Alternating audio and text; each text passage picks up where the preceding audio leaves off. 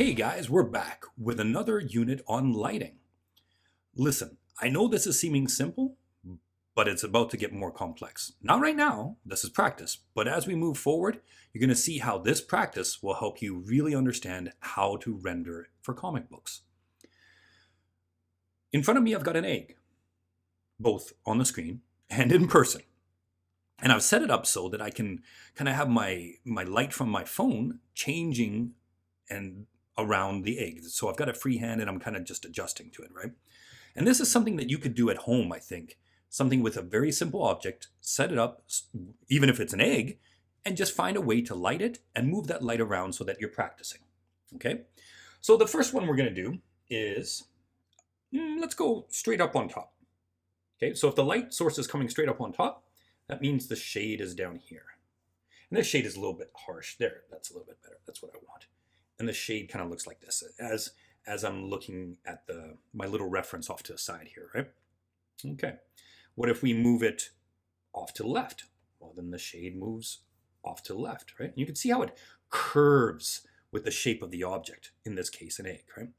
And if I move it left forward, then the shade kind of just comes around that side, right? Okay, so light source up top, light source kind of left, light source forward left. Why don't we keep moving it around? If I move it straight in front of us, you'll just see a little bit of shade on the sides there, okay? Because that light source is basically where the viewer is. Now listen, I'm hoping that you're following along. I don't care how you're following along, meaning if you want to do cross-hatching or whatever style rendering you're working on right now, whether it's markers or ink or whatever, that's totally up to you. So your rendering of this lighting is your choice. Right now, I just want you practicing. And one thing you could practice too that I really enjoy is kind of a subtracting method. So you can shade in, again, whatever method you want,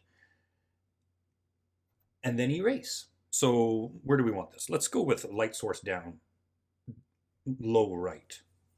The light source is here and it kind of spreads. And I find this easier because, especially with curved shapes, it seems to flow a little bit better as I take away things, right?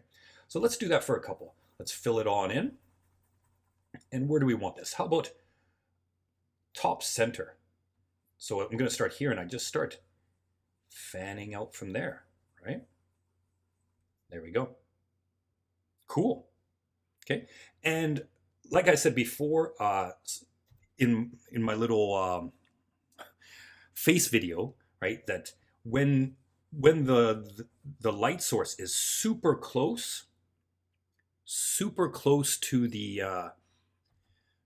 object, you'll get a much harder line, right? And you could soften it just a little bit if you want, but you'll see how it's a much harder line as the light source comes closer to it. As the light source gets further away, then you get this really, let's see if I can, you get this really soft, oh, that's not working, but I think you get the point. You get this really soft feel to it. And, maybe I'll mash it out a little bit there. There we go. So here's an example. Oh, that's even better. I like that. Here's an example. The left one is when the light source is really close to our object. This middle one is more when the light source is far away. So the shading edge gets a lot softer, right? Guys, this is what I want you doing. I want you just playing around, finding the style that you like to deal with, whatever style rendering it is, and then practicing on these eggs, finding a light source where it would hit the object, right? Hits right here. This is very light source. And then maybe it starts to spread just a little bit, right? And it spreads out and wraps itself on that shape. Okay, guys, so what you should be doing is having your worksheets printed out, maybe print out a bunch of them, and just work these light sources. Pan it all around, get used to it from a bunch of different angles, and get used to this single source of light. Because once you master this, and I don't think it'll take you very long, then you're going to go on to more difficult shapes and objects, and more difficult lighting approaches. So get this down, get it down quick, and then let's move on.